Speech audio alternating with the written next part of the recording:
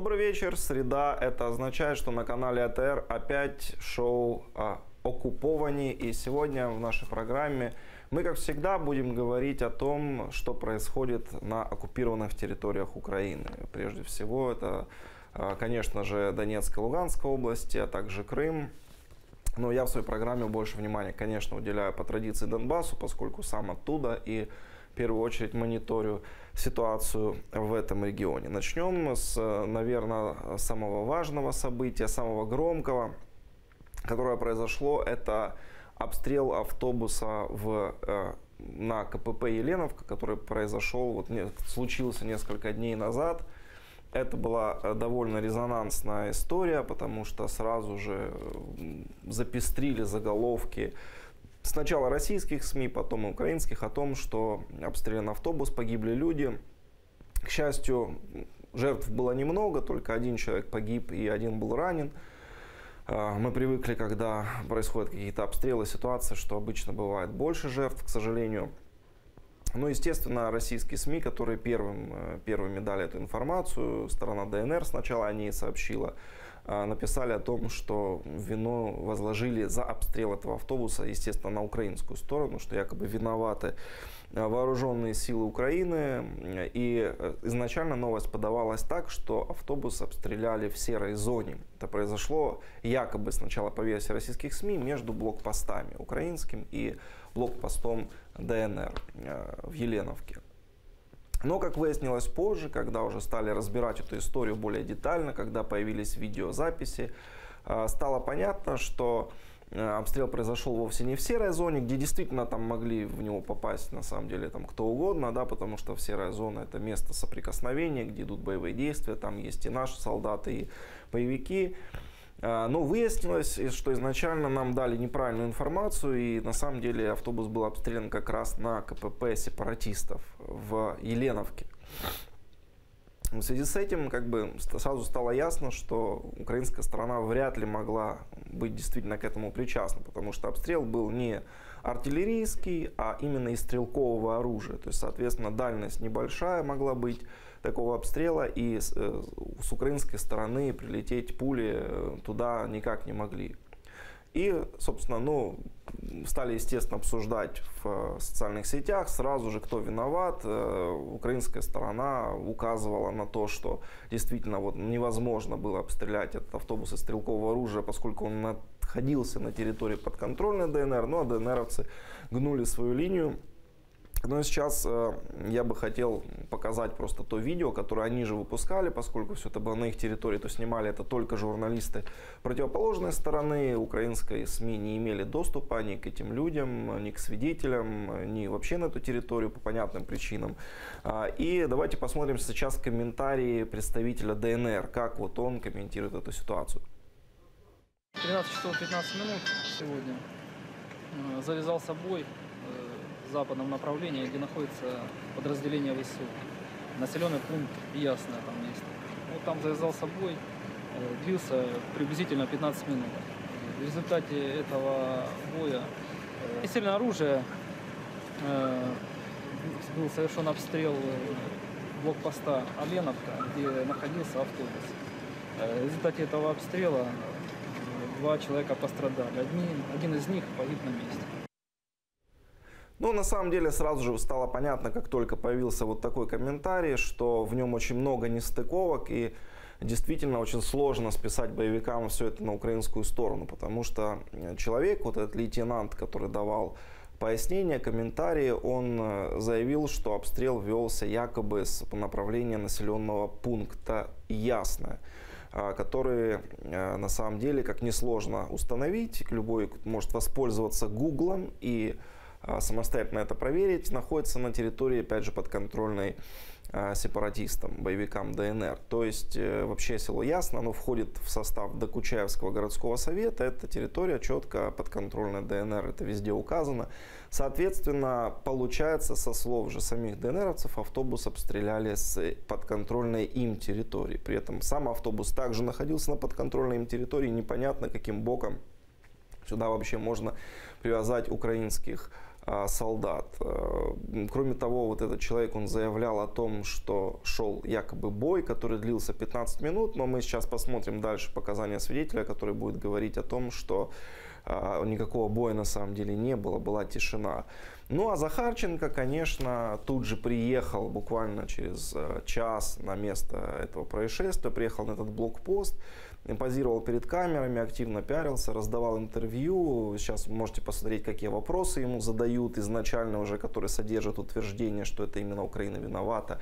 И Захарченко, естественно, охотно на них отвечает, опять же, там, рассказывая все эти истории про хунту, карателей, фашистов и так далее. Но самое интересное, что сам Захарченко приехал на этот же блокпост, который якобы простреливается с украинской стороны. Он стоял на нем спокойно с журналистами и давал интервью, то есть якобы на том пространстве, которое обстреливается, что уже, конечно, наводит на мысль, что действительно украинские силовики не достают никак до этой территории. Соответственно, Захарченко был полностью уверен, что по нему стрелять никто не будет. Давайте посмотрим фрагмент его интервью. Ваша оценка действия. Очередной акт агрессии со стороны Украины против мирных жителей. Да у нас уже 4-й год сплошной агрессии идет со стороны Украины в отношении к мирным жителям. Ну, это просто это первая ласточка того, что был принят закон о деоккупации. Пожалуйста, смотрите, что получается. У них вообще руки развязаны полностью. Ну, естественно, Захарченко не упустил момента продвинуть вот эту самую линию российской пропаганды генеральную, которая утверждает, что вот этот закон о деоккупации Донбасса крайне вреден, что он направлен на эскалацию и так далее. То есть он повторил все эти тезисы здесь тут же.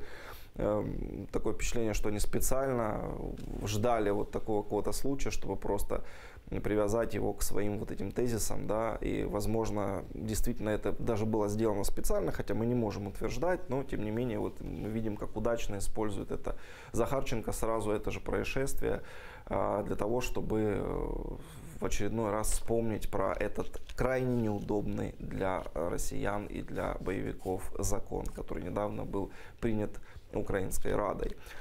Кроме того, ну, вы видели своими глазами, что он давал интервью прямо там, на фоне автобуса, на КПП, и почему-то вот эти самые коварные украинские диверсанты, стрелки, снайперы, которые якобы обстреляли автобус, по Захарченко в это время не стреляли. Ну, так получилось, вот, наверное, они такие странные диверсанты, вот для них главарь боевиков это не мишень, они преспокойно дали ему возможность высказаться, попозировать перед камерами и уехать, а вот стрелять по автобусу с какими-то мирными жителями, которые абсолютно никому не известно, ничего не сделали плохого, вот в этом, видимо, ну, по логике ДНР украинцы видят какой-то смысл. Ну и сейчас давайте посмотрим еще интересный комментарий свидетеля. Это человек, который ехал тоже в этом автобусе и был ранен. Вот обратите внимание на его слова, он подтверждает, что никакого боя, как говорят ДНРовцы, не было. Он четко говорит, что было тихо, и потом внезапно эта пуля попала в автобус.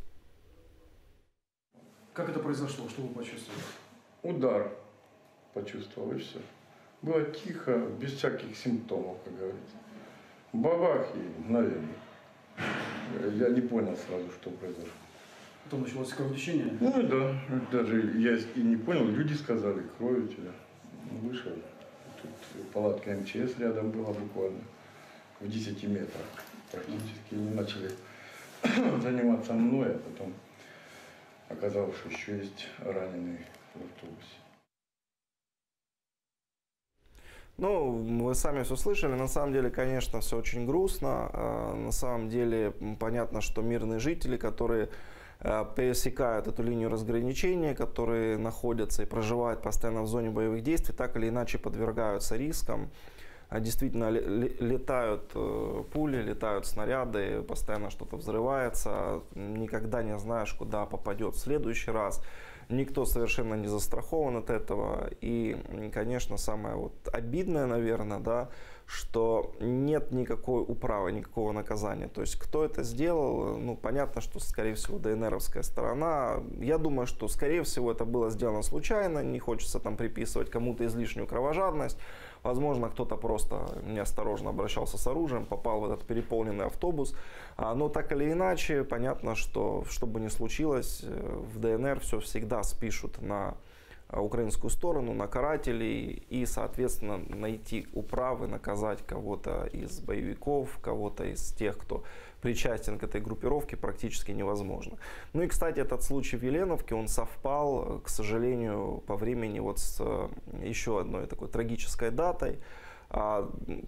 3 года назад, в 2015 году, произошло еще одно событие, схожее, ну, гораздо более серьезно по масштабам. В Донецке погибли люди, и был нанесен такой удар, минометный обстрел по остановке в Бассе, на микрорайоне Бассе. И вот буквально несколько дней назад, опять же, была годовщина, и Захарченко согнал огромный митинг. Сейчас мы через небольшой перерыв поговорим об этом.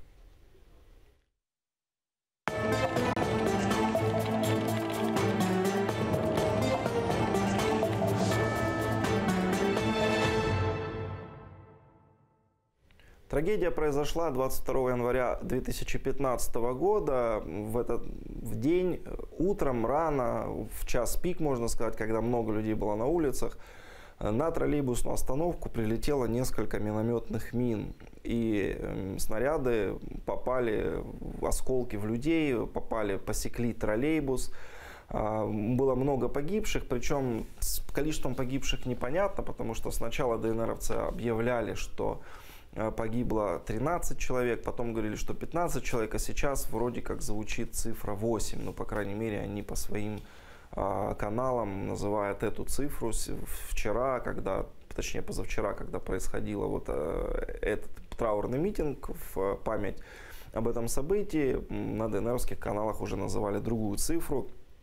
Ну, то есть до конца не ясно, сколько погибло, потому что даже вот в сети данные в разных статьях, в Википедии, опять же, они абсолютно разнятся.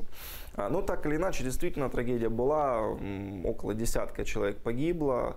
Тогда это вызвало такой шок, потому что по мирным кварталам Донецка, которые находятся вдалеке от аэропорта, от зоны боевых действий, практически никогда не прилетали снаряды. Вот район Бассе, он находился в такой части города, ну, в принципе, и находится, да, куда боевые действия просто не доходили, не доставали.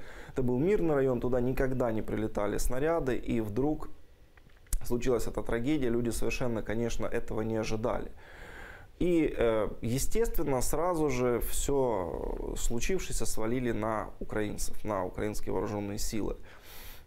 Тогда, если вы помните, мы не будем сегодня показывать эти кадры, они неприятные. На этих кадрах жители Донецка предстают в достаточно неприглядном виде, но, в общем, тогда, в тот день, как раз попали в плен украинские военные в аэропорту, и их боевики привезли туда, на Бассе, на место этой трагедии. И вот люди, которые там стояли, просто обычные дончане и какие-то пропагандисты ДНРовские, они набрасывались, били этих связанных пленных, ругали их, там, плевали и так далее. Ну, то есть понятно было, что все это валили на украинскую сторону и так далее. Но на самом деле сразу же бросалась в глаза одна нестыковка. Дело в том, что все СМИ на тот момент объявили о том, что обстрел произошел из минометов. То есть прилетела минометная мина, а украинские позиции находились на таком расстоянии, что миномет просто никогда бы не добил до Бассе, например, из аэропорта. И, соответственно, дострелить до Бассе никаким образом украинские военные не могли. Но, тем не менее, все свалили на них, и Захарченко провел этот траурный митинг позавчера. Опять устроили такое масштабное шоу, туда согнали бюджетников, было около 1000 человек, наверное, где-то визуально, которых туда привезли автобусами. Перед ними выступали разные деятели ДНР. Они, конечно же, кляли хунту, они произносили пафосные речи. Выступал Захарченко. Я предлагаю просто послушать прямую речь, чтобы было понятно, даже вот сейчас вы услышите по интонации ведущего, насколько неискренне это было, насколько это было такое постановочное шоу, и насколько вот такой излишний пафос, совершенно неуместный, звучал на этом митинге. Давайте посмотрим фрагмент.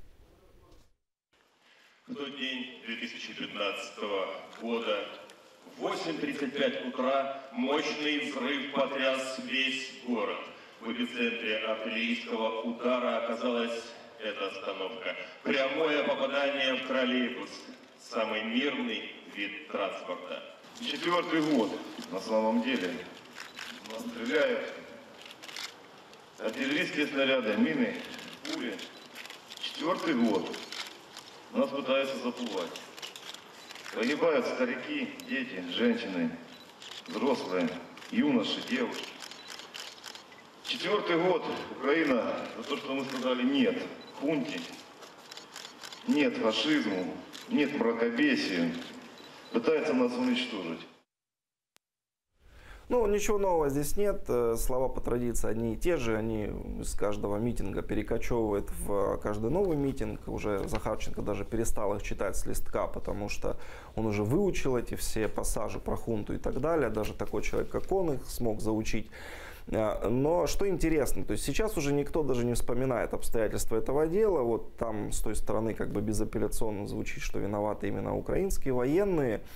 Но при этом совершенно не вспоминаются вот, на самом деле подробности того, как это случилось. Дело в том, что, ну, во-первых, тогда еще в 2015 году сразу пришли к выводу, что это был маломощный миномет, и, соответственно, долететь снаряды из района позиций украинских военных не могли, соответственно, это была якобы какая-то ДРГ, то есть обстрел происходил с территории самого Донецка, с территории подконтрольной ДНР. И этот обстрел, поскольку нужно было списать на украинцев, списали на ДРГ, которая якобы там колесила по Донецку на массоворовозе и проводила обстрелы. Давайте посмотрим комментарий российского журналиста Life News, который прямо в тот же день, через несколько часов после трагедии, вел репортаж с места событий. Он четко указывает, что обстрел произошел именно минометный и что, скорее всего, в этом виноваты какие-то люди, которые находятся в самом Донецке, какая-то ДРГ. То есть это не с позиции военных прилетело. Приветствую, Алексей. Сразу хочу вас поправить. Это был не реактивная система залпового огня «Град», это был миномет. Хочу сразу показать, что одна из мин упала. Я сейчас попрошу показать оператора воронку. Судя по ее характеру, можно сказать, что это был миномет мелкого калибра, примерно 82 миллиметра. И учитывая эти факты, можно говорить о том, что это была разведывательно-диверсионная группа, так как этот миномет достаточно мобильный на выполнение боевой задачи, на его развертывание, для того, чтобы произвести несколько выстрелов и также его свернуть и уехать, нужно всего лишь 5 минут. Ну и самое интересное, что никто на вот этом митинге, который произошел позавчера, когда выступал Захарченко, никто не вспомнил о том, что на самом же деле сразу объявили, что этих диверсантов поймали, якобы поймали украинских диверсантов. Это легко проверяется, эта информация, она есть.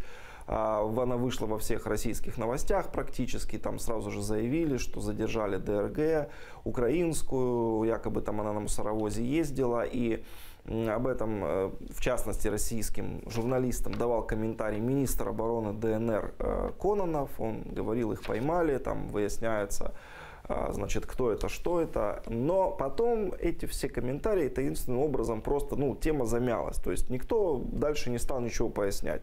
Там поймали, да и хорошо. Никто не рассказал ни звания, ни фамилии, кто это был конкретно. Никто, естественно, не показал этих диверсантов.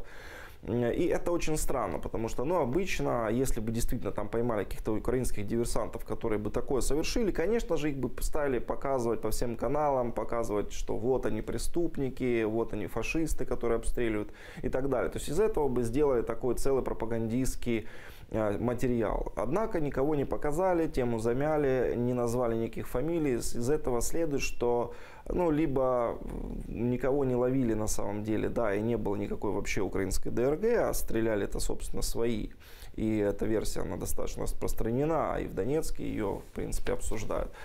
Ну а вторая версия, что действительно поймали тех, кто это делал, но они оказались гражданами России, они оказались, то есть местными, да, они, грубо говоря, оказались ДНРовцами, и, соответственно, придавать этот факт огласке было очень невыгодно никому, никто этого не стал делать и так далее. Как бы там ни было, вот эта тайна о том, что произошло дальше, да, вот был обстрел, какая-то ДРГ, либо неуловимая, которая каким-то образом ездила по Донецку через все блокпосты сепаратистов, ее никто не мог поймать, никто не видел этот мусоровоз с минометом, либо же это была какая-то своя ДРГ, непосредственно боевики там баловали, стреляли и так далее. Непонятно вообще, кто это совершил, эта тема полностью теперь табуирована, она закрыта, замалчивается, и все, что мы видим, это вот эту красочную картинку, много напыщенных пафосных слов, цветы, фальшивая скорбь, но, к сожалению, правды никто не скажет, наверное, потому что эта правда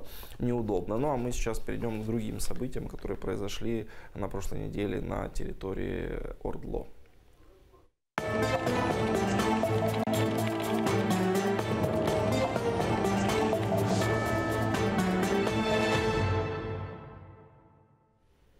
На оккупированной территории продолжаются проблемы с мобильной связью. Мы уже говорили об этом. Там действительно прекратили работу украинские операторы мобильной связи. Последний оператор Vodafone, он долго держался, но отключили в итоге и его.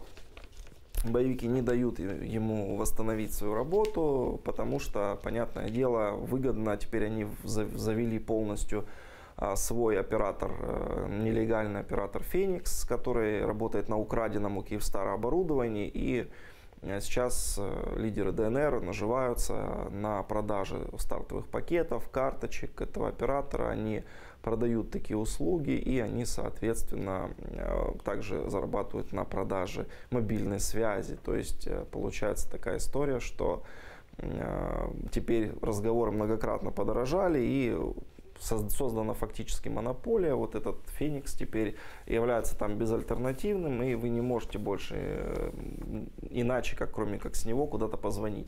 Уже наладили функцию звонков в Украину. Я напомню, что там установили цену и 5, и 7 гривен за минуту. Это грабительская, абсолютно несправедливая, колоссальная цена. И естественно, эта цена, ну, как бы люди не могут ее избежать, она безальтернативна, то есть ее все равно придется платить, если ты хочешь пользоваться мобильным телефоном. Поэтому, ну а кто кладет себе в карман всю эту баснословную прибыль, я думаю, несложно догадаться. И вот люди по-всякому в Донецке, теперь дончане пытаются найти выход из этой ситуации.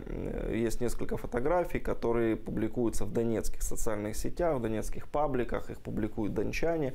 Мы их сейчас покажем, вот как приходится выходить из положения людям. Вот это первое фото.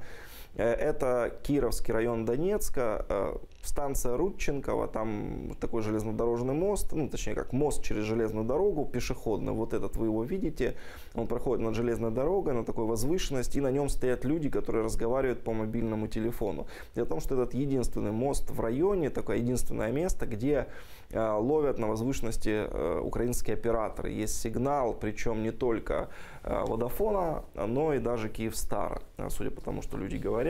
И таким образом, теперь, чтобы поговорить со своими родственниками в Украине, не платить при этом 5-7 гривен за минуту, там, или в рублях это 15 рублей, теперь люди, дончане, вынуждены вот таким образом идти на этот мост, подниматься на возвышенность и разговаривать, звонить по украинским тарифам.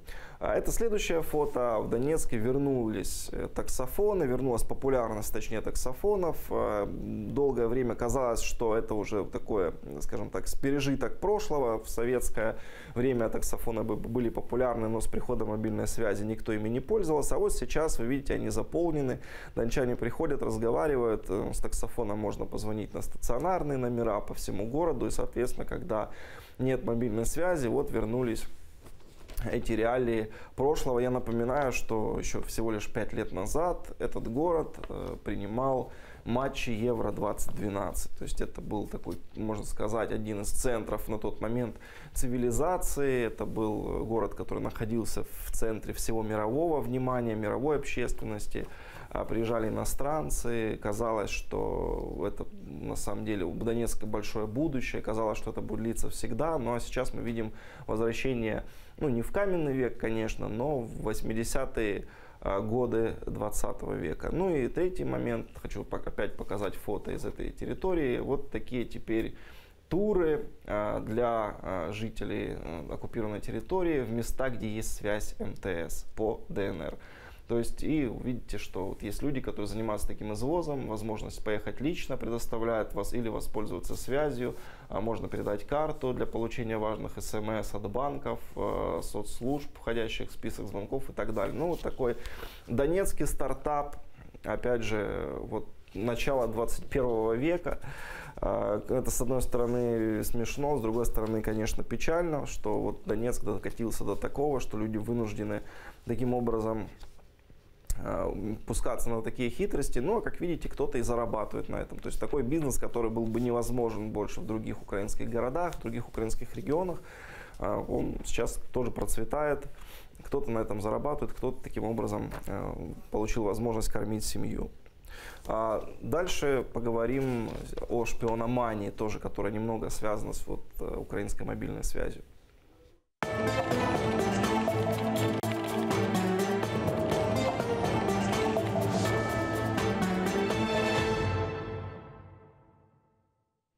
В государственных учреждениях, которые, так называемых, наверное, госучреждениях, в ДНР и ЛНР появились тоже объявления интересные, касающиеся мобильной связи.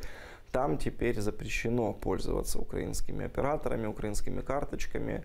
Вывешено объявления, в которых говорится, что отключать необходимо мобильные телефоны с установленными сим-картами украинских операторов, потому что, шпиономания. Вот считается, что могут, наверное, через эти телефоны, через украинских операторов с их помощью получать какую-то информацию, прослушивать. Это объявление из пенсионного фонда. А такие же объявления были вывешены и в других государственных учреждениях, там, таких совершенно курьезных, вплоть до почты и так далее. То есть, на самом деле, какие секреты может заполучить гипотетически украинские спецслужбы в пенсионном фонде, не до конца ясно. Еще менее ясно, как можно, это объявление, оно из Алчевска было, и непонятно, как можно там пользоваться вообще украинским мобильным оператором, если связи практически нет. И, соответственно, даже при всем желании украинские спецслужбы не смогут выкачать с помощью МТС какие-либо данные оттуда с той территории, но тем не менее есть и такой маразм. И это еще, как говорится, не самое худшее, что может случиться, потому что дальше мы поговорим о том, как готовится мобилизация шахтеров в Макеевке. Это буквально сегодняшняя новость, она пришла сегодня к нам.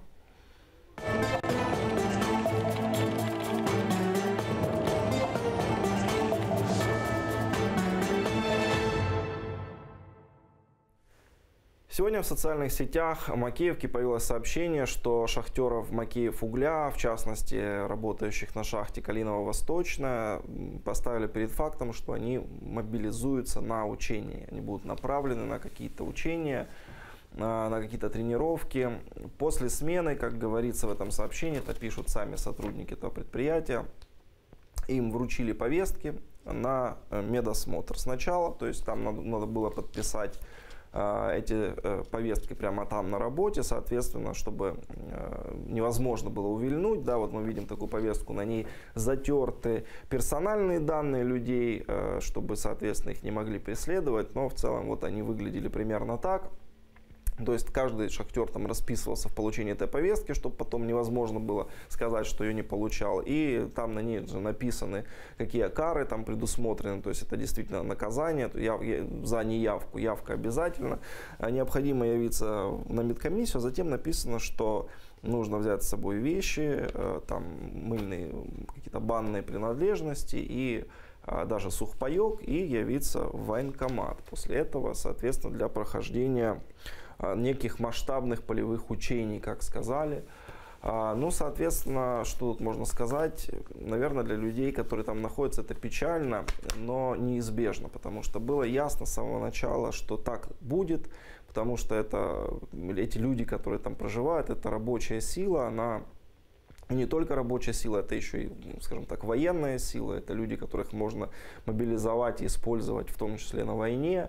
А все, кто проживает на этой территории, они продолжают оставаться потенциальными заложниками этих незаконных вооруженных формирований. И это на самом деле очень плохо, потому что главным образом нет управы. Да? То есть, понятно, что все мы проживаем в каких-то государствах, и государства, чиновники всегда могут быть источником какого-то давления на людей, какого-то беспредела. Но если в Украине, если в цивилизованных странах можно пожаловаться в суды, можно пожаловаться прессе, можно каким-то образом пожаловаться, я не знаю, там, чиновникам, есть законные механизмы, а даже в самом крайнем случае случае можно пожаловаться в международные суды, то на непризнанной территории, где власть осуществляет незаконные вооруженные формирования, пожаловаться некому, к сожалению. То есть понимаем мы все, что и суды ДНР профанация, что никакой речи о правах человека и прочих эфемерных понятиях, там, свободы личности и так далее, речь не идет. И, соответственно, каждый человек, он может быть поставлен перед фактом, что завтра вы сегодня работаете шахтером и там пытаетесь вообще никак не участвовать в политике, но завтра политика может заинтересоваться вами, как только, например, той же России понадобится устроить обострение там на этой территории, но она без труда призовет вот таких людей из местных, которых не жалко, их бросят на какие-то кратковременные учения, чтобы просто научить держать правильно автомат, а потом пошлют на передовую, и дальше там уже кто выживет, кто погибнет и так далее. То есть тут тактика, она-то в принципе обычная даже для советских времен, для российских времен. Там, к сожалению, мы знаем, что да, привыкли так воевать такими необстрелянными солдатами, это достаточно часто происходит. И, соответственно, ну, в очередной раз, наверное, мы делаем это каждую программу, но все равно я буду повторять и повторять это снова и снова. Можно только посоветовать жителям этих территорий уезжать. Уезжать, потому что если вы не уедете, какое-то время вы можете там оставаться незаметным, можете работать в свое удовольствие, можете как-то жить и не соприкасаться с этими так называемыми властями, но рано или поздно все равно вас это настигнет. Такая участь, да, что рано или поздно вам все равно где-то вручат повестку, вас все равно погонят на какой-то полигон, от которого вы не сможете отказаться, вас заставят идти на войну, на которую вы не хотите идти, да, и так далее. Поэтому тут можно только сказать, уезжайте, бегите, пока не поздно. Ну и сейчас мы рассмотрим еще один случай, он такой более веселый, курьезный, хочется просто на какой-то более оптимистической ноте закончить сегодняшнюю программу. Этот случай из Луганска.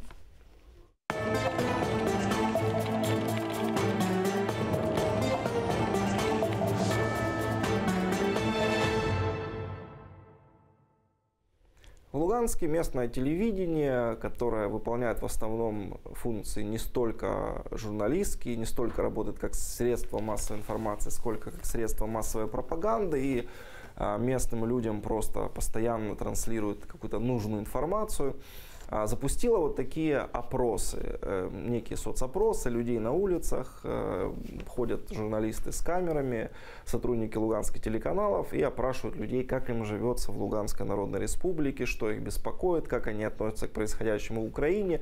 Ну, естественно, все это происходит каждый раз по одному и тому же сценарию. То есть то, что происходит в Украине, полагается ругать, потому что в Украине с точки зрения боевиков ДНР, ЛНР не может происходить ничего хорошего. Здесь только какие-то катаклизмы, обнищания, там, я не знаю, убийства, беспорядки, фашизм и так далее. Ну, а, соответственно, все, что происходит в Луганске, на территории этих неподконтрольных Украине районов, полагается хвалить. То есть там республики, там народная власть, все процветает, все развивается, встает с колен и так далее. И там периодически, значит, звучат такие словословия, там какие-то люди дают, якобы случайные прохожие дают комментарии о том, как все хорошо. И вот очередной такой комментарий, который, ну, случился прокол. Сейчас я объясню чуть попозже, что именно за прокол. Давайте послушаем. Вот человек, луганчанин, который якобы случайно попался на дороге луганским журналистам и дал комментарий о жизни в Луганске.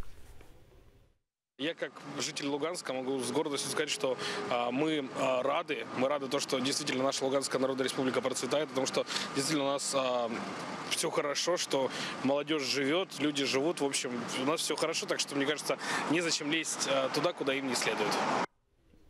Ну, в общем, все хорошо, замечательно, жить стало лучше и так далее, но такой колоритный парень появился на экране, и многим он оказался смутно знаком. То есть стали вспоминать, кто это, и достаточно быстро его узнали. Оказывается, что это вовсе никакой не случайный прохожий, а это подставной человек, это вообще активист ЛНР, человек, который работает в этих структурах, постоянно участвует в различных перформансах, митингах ЛНРовских, как один из их организаторов. И, соответственно, совсем не случайно он попался на дороге журналистам. Это такой вот специально обученный человек, который приучен говорить только то, что должно звучать в телеэфире. Давайте посмотрим. Есть запись видео. Это видео из еще, по-моему, 2014 или 2015 года. Это митинг, посвященный, значит, ну, такой против украинских журналистов. Вот, значит, на этом митинге топтали, рвали фотографии журналистов из Луганска, которые освещают события в Луганске, там, в этой ЛНР как-то так, как не нравится боевикам. И в этом митинге вот этот товарищ принимал самое активное участие. Давайте посмотрим этот фрагмент. Обучался в лицее иностранных языков, а сейчас работает на Радио Свобода. А как мы знаем, Радио Свобода — это то, что очень сильно не любит Донбасс.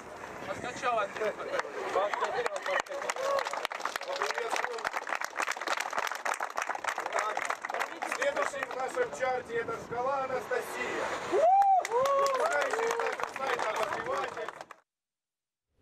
Ну, такой увлекательный перформанс. На самом деле все абсолютно по Оруэллу, даже и занятно, и одновременно страшно за этим наблюдать, как вот молодые люди выходят с портретами журналистов, которые им совершенно не знакомы.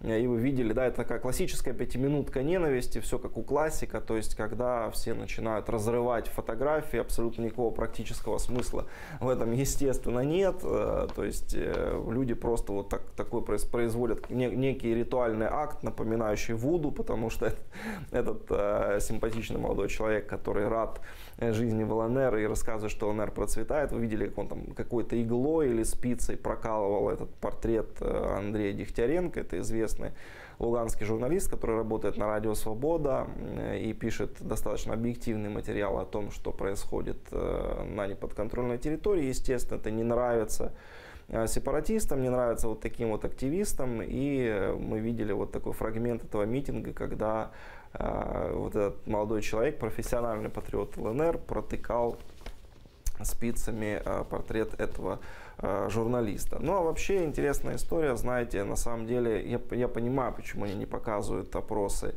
настоящих людей, потому что на самом деле вряд ли кто-то рискнет говорить на камеру сегодня в Луганске о том, что ему плохо живется, и говорить правду о том, что происходит. Я думаю, что таких людей много, кто недоволен, но не все будут об этом говорить открыто, понимая, чем это грозит.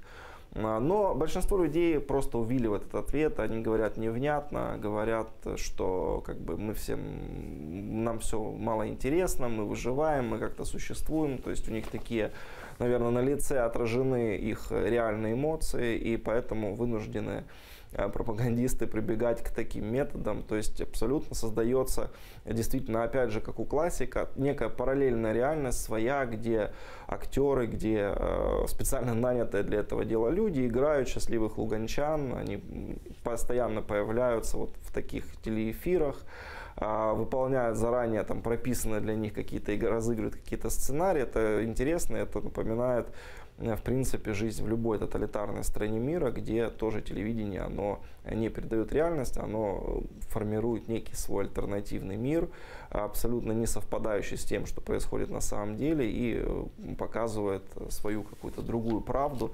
Непонятно, для кого это делается, потому что Луганск, все-таки вот эти даже оккупированные территории, они достаточно небольшие по площади, и скажем так, люди-то все равно знают, да, что происходит, там сложно утаить, все всех знают, все понимают. Для кого нужна эта клоунада, непонятно. Мы на сегодня, к сожалению, прощаемся, потому что это все, что мы успели обсудить. Происходит, как всегда, много всего интересного, но не все помещается в наш хронометраж. И тогда мы увидимся через неделю. Через неделю опять поговорим о новостях, о том, что произошло на этих территориях. Желаю вам удачи, желаю спокойной ночи. Ну а мы увидимся через неделю в следующую среду. Пока.